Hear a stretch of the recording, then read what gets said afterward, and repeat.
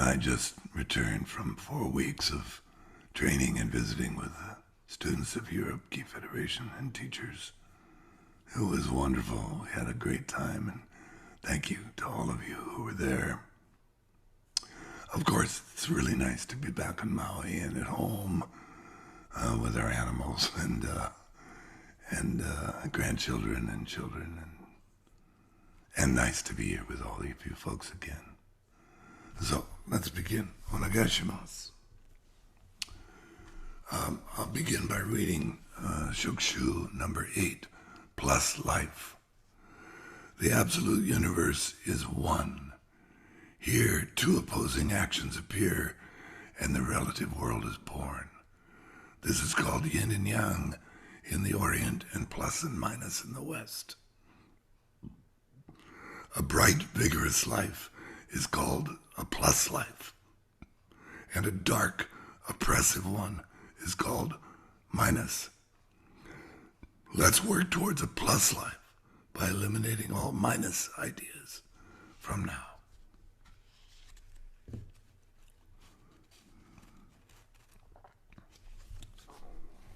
This morning, I mentioned to you that we're going to discuss Koichitoi Sensei's quote, "Don't try to extend ki, just leave it alone and allow ki to extend." This is huge. Of course, this includes or refers to every action that we do on the mat or off the mat. We all know on the mat what it's like when we try to accomplish something, we try to control something, we try to make something happen. It always locks us up. Nothing happens. You know, when we were in Europe, I taught the Kihon, which is the 5 basic locks: Ikkyo, Nikkyo, Sankyo, Kote Oroshi, and Shionage. And all those locks are the same in the sense that we have to listen and recognize where the ki of the partner is moving and join with that ki in order to perform the correct movement. If we don't do that, we all discovered while we were practicing it, it was easy to see how if we tried to make Kote Oroshi work, we actually stopped ourselves from doing it. Whereas if instead we're listening to our partner, and by listening I mean feeling the movement of the ki, everything has a rhythm. I taught about rhythm in Kokyu, you know. Kokyu just means the power of the movement of that ki, of the universe. And it's always moving with this power, and it's always moving in a certain rhythm. But in order to get that rhythm and join with that rhythm, we say the ki of the universe. Then we have to listen very carefully. We have to feel the person's ki moving, and then we can perform the technique. And of course, you know, it's the same in daily life. I wrote down these instances. I'll just read them to you. Don't try to manipulate and control others or yourself. Yourself is often included in that. Don't try to make it happen, just allow it to take place. Don't try to figure it out, just leave it alone and you will understand it. Don't try to remember that word or idea, just leave it alone and it will come to you. Don't try to decide what to do, just allow yourself to see what path to take. You know, when you get older, your memory gets challenged. It doesn't work as well as it used to. So you often forget what you were going to say, or you forget a word or a phrase or even an idea. Or why did I come into this room? I was supposed to pick something up. But older people realize, they learn right away. If you try to remember, it flees from you. I mean, I'm sure even young people know this. You just have to allow it to come. Excuse me, you know. Suzuki Sensei used to teach me, before you go into a meeting, take a moment and say to yourself, Shimpo Uchure Kanno Soku Genjo. So I have this habit now. I always say that before anything happens, before I do anything. Shimpo Uchure Kanno Soku Genjo. Which basically means, may the key of the universe come in and be recognized and join with me immediately, right now, in my life. In other words, let me listen. When we're going into a meeting or going to accomplish something, yeah, we always have an idea of the outcome we want. That's all right, as long as it doesn't cause us to demand that outcome to come about in a certain way. When I learned, when you go into a meeting, the first thing you do is listen. You never, ever start the conversation. You listen. Just like when you're going on the, some of you are Aikido teachers. When you go on the mat to teach the seminar or the class, listen. Look at the students, and they'll tell you what you need to teach today. Now, or at least how to teach it. Of course, you probably have an intention already. You have a program you want to do, but don't just bust into your program. See how is it that it needs to be said today? In other words, what's the rhythm that will allow the kokyu to move freely? This is really what Toi Sensei is saying. We have to learn how to allow everything to take place naturally. And that's where the power is. We think power is when we do something strongly. But actually the true power is when we allow something to move strongly through us. In other words, when we are in the rhythm of the moment, then all the power is there and moving. And, this is a huge subject. I could, of course, go on and on, but we're going to sit and meditate this morning. But I want you to consider this. This is one of my favorite phrases of Toi Sensei's. Well, all of his phrases, everything he says is great and enlightening. But this affects so much. Every thought, every word, every action that we do, we can learn to allow it to happen instead of trying to make it happen. Okay, let's begin with key breathing. Excuse me.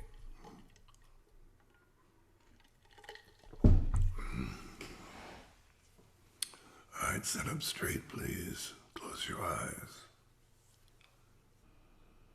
In Aikido, we start with the craft. We learn the form. We call this keiko, practice. Kaisho is the first level. And this is the craft of Aikido. It's the form of Aikido. It has nothing to do with following the key of the universe. But then we move to the next level, which is Gyosho. And we just begin to feel, to notice, to take part in a little bit of the movement of the universe. So there's a little art starting to creep into our Aikido. Right? And then when we've mastered the form, the craft of Aikido, we can be free to what Toi Sensei calls the third level of Sosho, which is being not free to follow your own way. Not just free to follow the form, but free to be in the movement of the key of the universe. And not just the movement of the key of the universe coming through the other person, but that which is coming through you. These things just become one movement. So this is the art of Aikido. We call it social. So how does that apply to your daily life? That's what we want to think about, meditate on, contemplate, constantly be listening and looking to see how is it that my actions are or are not allowing the universe to have its way to move forward. How are we participating in that? Are we or are we trying to have our own way of it? Which is pretty generally our habit here on Earth. Us humans, Homo sapiens, we tend to constantly try. That word try. You notice that's what choices is. Don't try to tune into the key of the universe. Just allow the universe to move. Oh, Sensei, Hello. I found the meditation is observation of not only myself, but um, having to get to know and paying attention to my whole surroundings as well as my internal body and everything else. So it does help with that um, catching myself, um, reaction, and not to overreact. It does help to feel the calmness and connection, and it's also observation, people around me or in a meeting, and we see people react to different situations, whereas um, you can be attentive to who does well and who are connected with and paying attention to that environment we are in. Yeah, yeah, yeah. That's very well put. Yeah. So this is learning the art of living with Exactly. with other people, which Yes. is considerable, and there is no end to it. You're right. I'm sure that that's what you're expressing. Yes, little by little, we calm down and learn to trust and to listen, to pay attention, and to see what needs to happen, what is going to be happening next, instead of trying to guide and manipulate and control what happens next. But there's no end to the refinement of that, you know. And we're constantly backsliding, we're constantly having moments where we do overreact, we do try to control, we do, and immediately, and at least in my case, I get slapped upside the head when I try to do that. And oh, wait, okay, so that's not necessary. These are deep seated habits. Survival is such a deep seated requirement. It's part of being human, and you can't expect it. We can't expect it to go away. Survival is an independent entity, an agent that has its own mind and its own way. And that That, wants to survive above all costs. And so it's constantly working against our ability to surrender to a natural movement that's taking place in and around us. And when we make contact with that and begin following that, that's when we have the feeling of a deep artistic,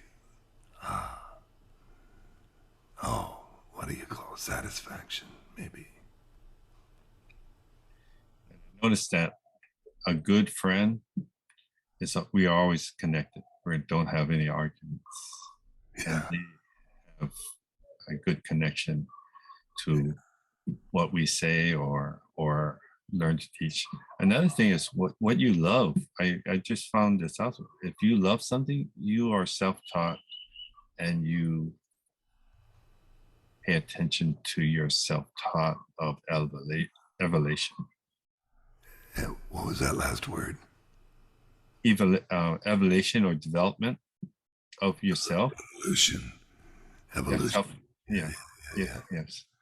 Yeah, that's so well put. I mean, yes, falling in love with what you're doing is this very thing we're talking about. It's all about loving. I mean, we call this feeling I was just trying to express, I call deep artistic satisfaction. That's love. That's the word love. It's not so much having to do with an individual person, but so much more to do with loving the process of life itself. Life itself. Does anyone else have something they'd like to offer out there? Please speak up. Don't be shy. I know you have something to say.